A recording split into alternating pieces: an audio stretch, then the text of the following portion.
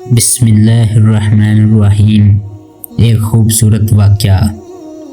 ایک غلام تھا، وہ ایک دن کام پر نہ گیا تو اس کے مالک نے سوچا کہ مجھے اس کی تنخواہ میں اضافہ کر دینا چاہیے تاکہ وہ دل لگا کر کام کرے، آئندہ غائب نہ ہو۔ اگلے دن مالک نے اس کی تنخواہ سے زیادہ پیسے دیے جو اس نے خاموشی سے رکھ لیے، لیکن کچھ دن بعد وہ پھر دوبارہ غائب ہو گیا تو اس کے مالک نے غصے میں آ کر تنخواہ میں کمی کر دی اور اس کو اس کے پہلے والی تنخواہ دی۔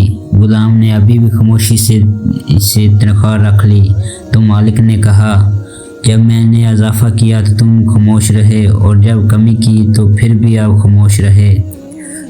تب غلام نے جواب دیا، جب میں پہلے غار حاضر ہوا تھا تو اس کی وجہ سے بچے کی پیدائش تھی اور آپ کی طرف سے تنخواہ میں اضافے کو وہ میں نے رزق خیال کیا جو اپنے ساتھ لے کر آیا۔ جب میں دوسری مرتبہ غائب ہوا تھا تو اس کی وجہ میری ماں کی وفات تھی۔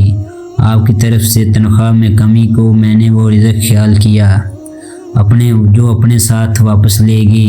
پھر اس رزق کی خاطر کیوں پریشان ہوں جس کا ذمہ اللہ تعالیٰ نے خود اپنے اوپر اٹھایا ہوا ہے۔